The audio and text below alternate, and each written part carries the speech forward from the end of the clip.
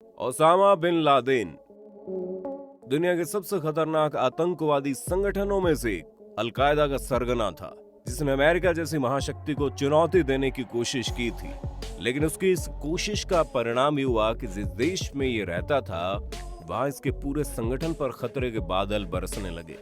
जब तक जिंदा रहा चूहों की तरह बिल में छुपा रहा, और जिस दिन मरा तो कुत्ते की मौत मरा।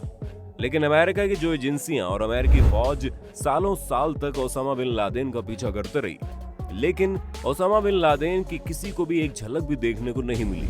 फिर अचानक एक दिन खबर आती है कि ओसामा बिन लादेन को उसके घर में घुसकर मार दिया गया। आखिर वो अचानक रातों रात ऐसा कैसे हो गया? ये सडनली मिले किसी इनपुट का कमाल था या फिर एक सोची समझी स्ट्रेटजी? हमारे आज के वीडियो में आखिर तक बने रहिएगा, क्योंकि हम ऐसे कुछ सवालों के ऊपर आपको जवाब देने वाले हैं। समय था मई 2009।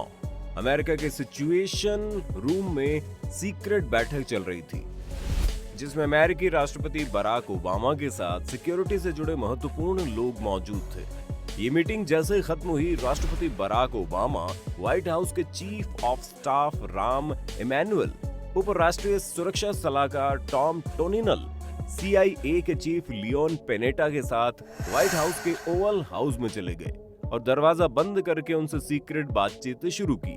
उन्होंने अधिकारियों को निर्देश दिया कि ओसामा बिन लादेन को ढूंढने का अभियान तेज किया जाए और इस मामले में प्रोग्रेस की पूरी रिपोर्ट हर महीने उनकी टेबल पर होनी चाहिए। ओसामा बिन लादेन की तलाश में फर्स्ट प्रायोरिटी दी जाए। अमेरिकन प्रेसिडेंट बराक ओबामा अपनी ऑटोबायोग्राफी द प्रॉमिस्ड लैंड में इस घटना का जिक्र करते हैं। 9/11 की 9वीं बरसी ठीक एक दिन बाद थी। CIA के निर्देशक लियोन पेनेटा और उनके ठीक नीचे काम करने वाले माइक वॉरेल समय लेकर मुझसे मिलने आए। उन्होंने मुझसे कहा कि मिस्टर प्रेसिडेंट, अभी हमें ओसामा बिन लादेन के बारे में बहुत ही शुरुआती जानकारी मिली है। हमें अलकायदा के एक मैसेंजर के बारे में इंफॉर्मेशन मिली है जिसका नाम अबू अहमद अल कुवैती है। हमारे डिटेक्टिव्स का कहना है कि इस आदमी के ओसामा बिन लादेन से क्लोज रिलेशनशिप है। हमारे डिटेक्टिव ने उन पर नजर रखी, उनके फोन पर भी हमारे जासूसों ने बराबर नजर रखी, और वो हमें पाकिस्तान की राजधानी इस्लामाबाद से 35 किलोमीटर दूर एबटाबाद के बाहरी इलाकों में बने हुए एक अहाते में लेकर गए। लगभग 2 महीने बाद 14 दिसंबर 2009 को लियोन और माइक की जोड़ी एक बार फिर बराक ओबामा से मिलने के लिए पहुंची। उनके साथ CIA के काउंटर टेररिज्म सेंटर और ओसामा बिन लादेन अभियान के हेड और एक विश्लेषक भी थे।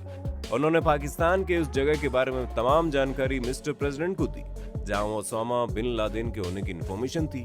CIA के पूर्व निदेशक लियोन पेनेटा ने अपने बायोग्राफी में लिखा है, एबटाबाद के बाहरी इलाकों में जिस घर पर हम लोग निगरानी रखे हुए थे, वो घर आसपास के प्लॉट से कई गुना बड़ा था, अपने बगल वाले प्लॉट से 8 गुना बड़ा था, और इसके मालिक इब्राहिम थे। लेकिन उनकी माली हालत ऐसी नहीं थी कि वो इससे करोड़ों की प्रॉपर्टी के मालिक बन सकते थे। इसके अलावा एक बात और थी कि इस प्रॉपर्टी के मालिक होते हुए भी वो अहाते में रहते थे, जबकि उन्हें घर के मेन हिस्से में रहना चाहिए था। ये एक मकान 3 मंजिला था। सबसे ऊपर की मंजिल पर बालकनी थी और उस बालकनी को दीवार से कवर किया गया। इस बात पर भी सवाल उठता है कि आखिर बालकनी को दीवार से क्यों कवर किया गया। ये भी देखा गया कि कोई आदमी कभी कभी नीचे उतरकर अहाते में तेज कदमों से चला करता था। हमारे डिटेक्टिव ने उसे बेसर का नाम दिया हुआ था। इसके अलावा घर का कूड़ा, जो कि कूड़ा उठाने वाली गाड़ी को दिया जाना चाहिए था, उसे ना देकर घर के लोग उस कूड़े को अहाते के भीतर ही जला दिया करते थे। डिटेक्टिव का मानना था कि द बेसर ओसामा बिन लादेन हो सकता है। अपनी बायोग्राफी में ओबामा आगे लिखते हैं कि इस इंफॉर्मेशन के बाद जो ऑप्शन हमारे पास थे, उनमें से एक तो ये था कि हम एयर अटैक के जरिए उस पूरी प्रॉपर्टी को डिस्ट्रॉय कर दें, फिर दुनिया से ये कह देंगे कि ओसामा बिन लादेन मारा गया, लेकिन इस हमले में हमारा कोई हाथ नहीं है।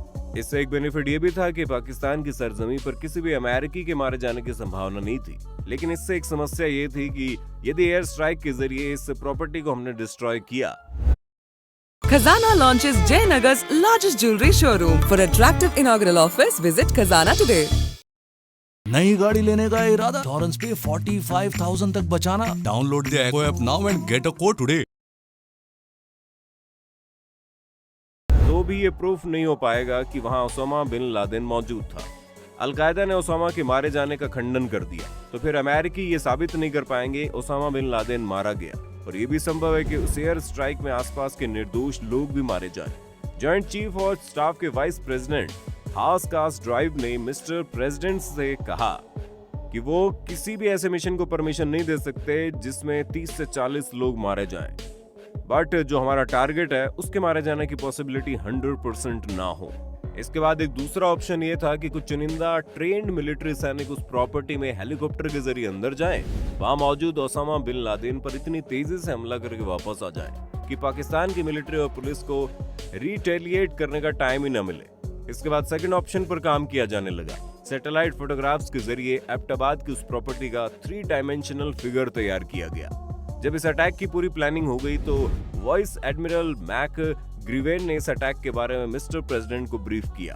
प्लानिंग के अकॉर्डिंग अफगानिस्तान के जलालाबाद से 1 या 2 हेलीकॉप्टर में अमेरिकन नेवी सील्स के सैनिक पाकिस्तान की एयर स्पेस में एंटर करेंगे। इसके बाद 29 मार्च को एक और बैठक बुलाई गई, जहां मिस्टर प्रेसिडेंट बराक ओबामा ने मैक्रोविन से सवाल पूछा, अगर हमारे सैनिकों का पाकिस्तान के फौजियों या पुलिस बल से आमना सामना होता है तो उस सिचुएशन में हम क्या करेंगे? अगर पाकिस्तान की वायुसेना हम पर अटैक करेगी तो उस समय हमारे सैनिक क्या करेंगे? इन सवालों पर ऑफिसर का कहना था कि पूरी की पूरी प्लानिंग इस बात को ध्यान में रखकर बनाई गई है कि पाकिस्तान के सैन्य बलों के साथ हमारे सैनिकों का बिल्कुल भी काउंटर ना रहा हो। लेकिन बात केवल इतने से नहीं थी, उस घर में उतरकर ओसामा बिन लादेन को ढूंढना था। ऐसे सिचुएशन में अगर सैनिकों को समय लग जाए, ओसामा बिन लादेन किसी सेफ बंकर में चला जाए और पाकिस्तान के सैन्य बलों की हमारे सैनिकों के साथ फाइट शुरू हो जाए, तो हम अपने सैनिकों को किस तरह निकालेंगे? इस पर ऑफिसर का कहना था, ऐसे सिचुएशन में हमारे नेवी सील उस प्रॉपर्टी में किसी और को घुसने नहीं देंगे। हमारे पॉलिटिकल लीडर्स पाकिस्तान की सरकार से अपने सैनिकों की सुरक्षित वापसी के लिए बात करेंगे। ओबामा के नजदीकी और भरोसेमंद लोगों ने प्लानिंग को सपोर्ट किया। इसमें Leon Panetta, Mike Mullen, John Brennan शामिल थे। हालांकि इस प्लानिंग को लेकर हिलेरी क्लिंटन की अपनी चिंताएं थी। उनका कहना था अमेरिका के पाकिस्तान के संबंध खराब हो सकते हैं। साथ ही इस प्लानिंग में अमेरिकी सील्स का पाकिस्तानी आर्म फोर्सेस के साथ आमना सामना होने की संभावना थी, जबकि अमेरिका के तत्कालीन डिफेंस मिनिस्टर रॉबर्ट क्रीक ने इस मिशन को पूरी तरह से अपोज किया। उनका कहना था इसी तरीके के मिशन में अप्रैल 1980 के ईरान में 53 हॉस्टेज को छुड़ाने का मिशन फेल रहा और अमेरिका की काफी किरकिरी हुई। इस अभियान में अमेरिका का एक हेलीकॉप्टर एक्सीडेंटली डिस्ट्रॉय हुआ, 8 सैनिकों की जान चली गई थी। इसी वजह से जिमी कार्टर प्रेसिडेंट इलेक्शन हार गए थे।